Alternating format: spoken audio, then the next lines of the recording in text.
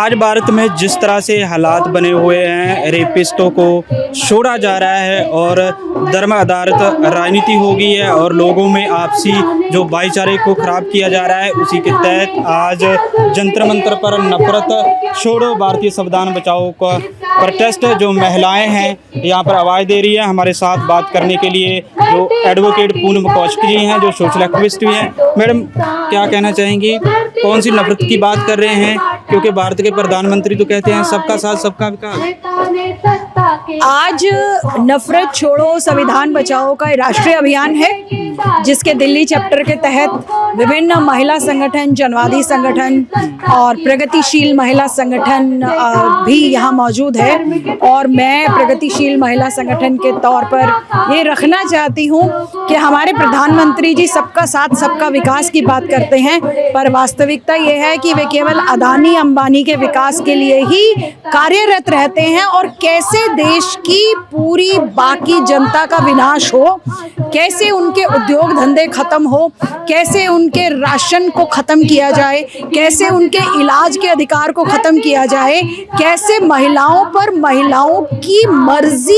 महिलाओं को मर्जी से जीने का हक ही ना हो, इन तमाम कामों पर बड़ी मेहनत के साथ हमारे आदरणीय प्रधानमंत्री जी, जो असल में रिप्रेजेंट करते हैं एक हिंदुत्ववादी सोच, जो कि आरएसएस के नेतृत्व वाली बीजेपी और आरएसएस जो कि देश के लोगों पर बनुवाद थोपती है। और आज ये हिंदुत्व की बात करते हैं, मगर इनका हिंदुत्व उच्च जातीय पितृसत्तात्मक अहंकारवाद है, जो कॉरपोरेट की सेवा में नतमस्तक है। और देश में कॉरपोरेटी राज का शिकंजा कैसे कसता रहे, इसके लिए ये देश की जनता की संघर्षकारी एकता को खत्म करने के लिए, जनता में नफरत फैलाने के काम को, जनता में जो नफरत फैलाने वाले तमाम संगठन है उनको पूर्ण संरक्षण देने का काम ये मौजूदा मुहिम 2014 से करती आ रही है। और 2000 सेकंड बारी में जब से ये आए हैं, तब से ये मुहिम और तेज हुई है।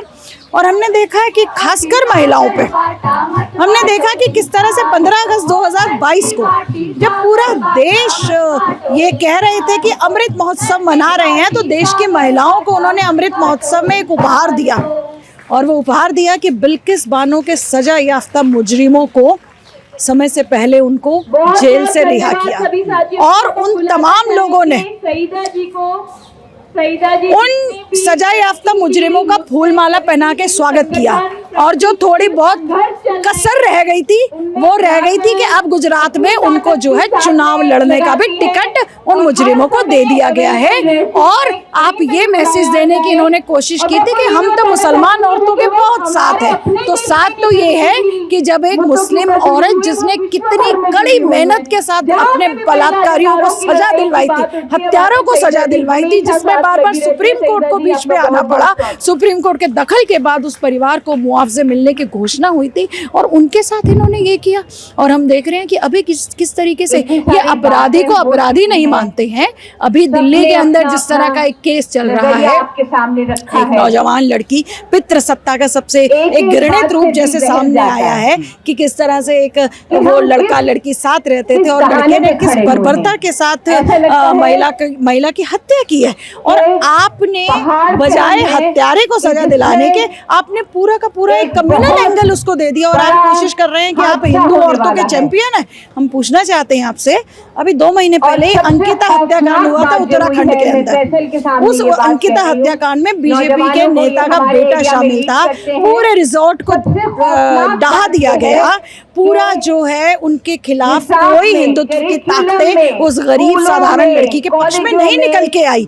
तो आपका तो जो हिंदुत्व की और हिंदू औरतों के प्रति जो आपका प्यार है, असल में वो बड़ा सिलेक्टिव है। और वो असल में वो प्यार ही नहीं है, आप अपनी नफरत की राजनीति को फैलाने के लिए इस तरह के घृणित अपराधों का आप इस्तेमाल करते हैं।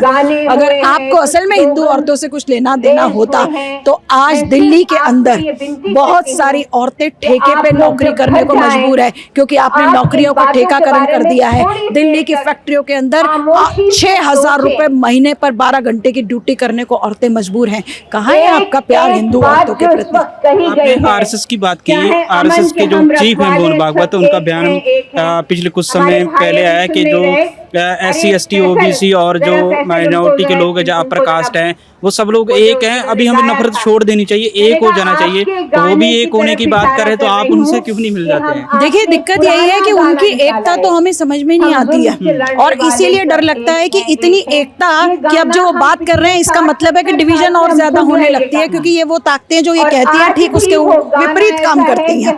तो इनकी एकता की तो आप बात करते हैं, बिल्कुल आप बात करते रहिए, मगर आपका जो प्रशासन है और आप जिस तरह की ताकतों को संरक्षण देते हैं, हमने तो देखा है हाथरस में किस तरह से दलित औरत के पक्ष में दलित औरत की हत्या हो जाती है, बलात्कार होता है उसका, और उसके बाद जो है उस उच्च जाति के आरोपी के पक्ष में जातियों को गोलबंद करके आप जो है यहाँ पर लोगों को पेश करते हैं। ये हम कहना चाहते हैं इनसे, और हम इनसे पूछना चाहते हैं कि भाई नफरत की आप जो है एकता की बात करते हैं, मगर आपकी एकता कहाँ चली जाती है जब देश के अंदर कॉर्पोरेट परस्ती को आपको मजबूती देने के लिए आप देश के अंदर कैसी विभाजनकारी ताकतों को आप पूरा संरक्षण देते हैं? आप कैसे बिल्किस बानो के हत्यारों को बलात्कारियों को जिन्होंने गार्लैंड किया, जिन्होंने फूल माला पहनाई, आपने कैसे उनको चुनाव का टिकट दे दिया? पूछना चाहते हैं हम आपसे, कहाँ की एकता है? कहाँ आप एकता की आप बात करते हैं? आपकी एकता असल में आप सिर्फ लोगों को बरगलाने के लिए इन शब्दों का इस्तेमाल करते हैं।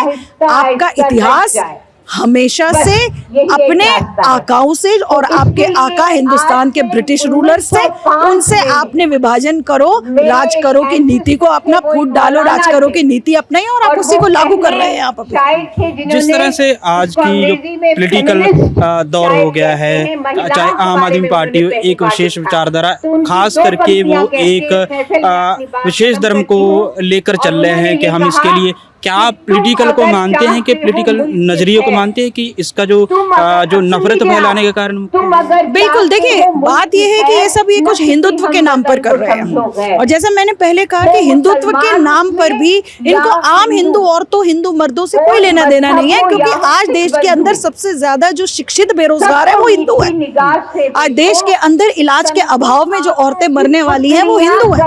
आज आप देश के अंदर इलाज के, आज आप राशन व्यवस्था से जो सबसे ज्यादा पीड़ित है, राशन जिसको नहीं मिल रहा, वो हिंदू औरतें हैं। आप किस हिंदू की बात कर रहे हैं? आपके लिए हिंदू शब्द भी केवल देश के अंदर देश की संघर्षकारी जनता की एकता को विभाजन करने के लिए, और इस तरह का एक इस्लामोफोबिया खड़ा करते हुए, और एक इस तरह की बात करके कि ये हिंदू खतरे में है। असल में खतरे में आपको लगता है कि जब ये हिंदू, मुसलमान, दलित और उच्च जात, जब ये अपने बुनियादी सवाल, और बुनियादी सवाल है सबको रोजी, सबको रोटी, सबको नौकरी, सबको शिक्षा, एक समान शिक्षा, क्योंकि ये जनता कहीं एक ना हो जाए, इसलिए इनको धर्म के नाम पर बांटना बहुत जरूरी है। और आप इसलिए ये नफरत वाली राजनीति को आप फैला रहे हैं ताकि संघर्षकारी एकता न बन सके।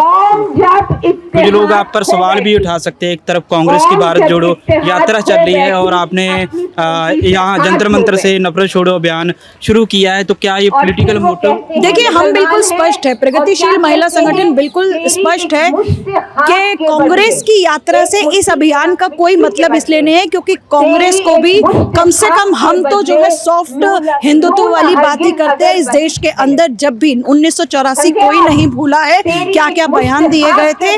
1986 में बाबरी मस्जिद के ताले किस तरह से खोले गए, और उसके पहले 1947 के दौरान भी जिस तरीके से इन्होंने भी, सवाल केवल अल्ट्रा और सॉफ्ट का मामला है, कोई उग्र है और कोई नर्म है, लेकिन बुनियादी तौर पर, और कांग्रेस ही वो पार्टी है, कांग्रेस के ही नरसिम्हा राव के दौर में हिंदुस्तान के अंदर तो उदारीकरण का जो पूरा माहौल शुरू किया गया था, ये सब तो कांग्रेस ने ही किया है। तो इसलिए हम तो, हमारा संगठन बिल्कुल स्पष्ट है, और ये नारा और ये तो हम विभिन्न जन संगठनों की एकता और जनता को लेकर हम समझते हैं कि लोगों के बुनियादी सवालों पर बुनियादी रूप से हमें उन्हें संघर्षों पर निकालना पड़ेगा, उनकी एकता को कायम रखते हुए। और चाहे कांग्रेस है चाहे भाजपा है, सवाल केवल उग्र और धर्म का है।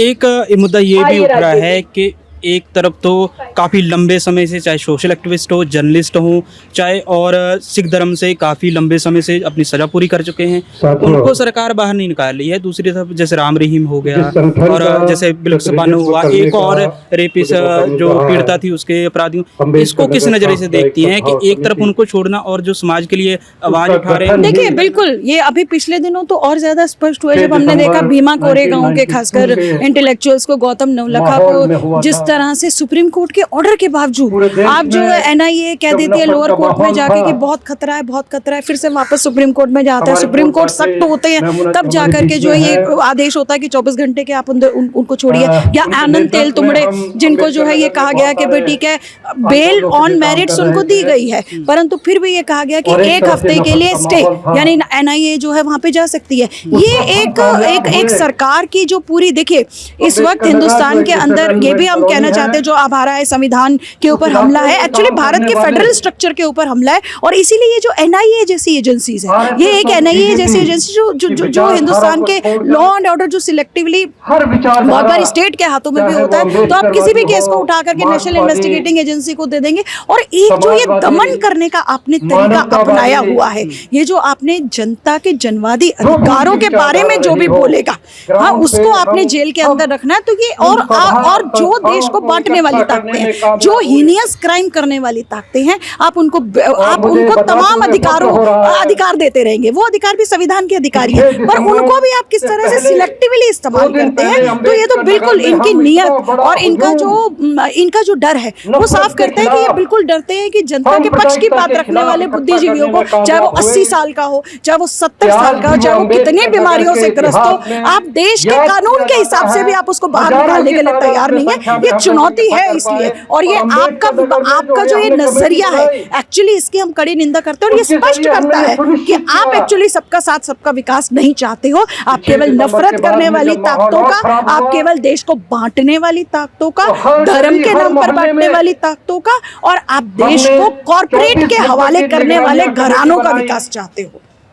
लोगों को क्या कहेंगे जिस तरह से आप नफरत छोड़ो का अभियान शुरू किया, और कैसे आगे ये अभियान आगे तक चलेगा? देखिए एक ही रास्ता है, बुनियादी सवालों पर देश के अंदर देश की महिलाओं को मर्जी से जीने का अधिकार, देश की महिलाओं को शिक्षा, रोजगार, रोटी का सवाल, देश की महिलाओं को सम्मान से जीने का अधिकार, अपनी मर्जी से जीने का अधिकार, देश के नौजवानों को रोजगार, और देश के जल जंगल जमीन पर देश की जनता का अधिकार।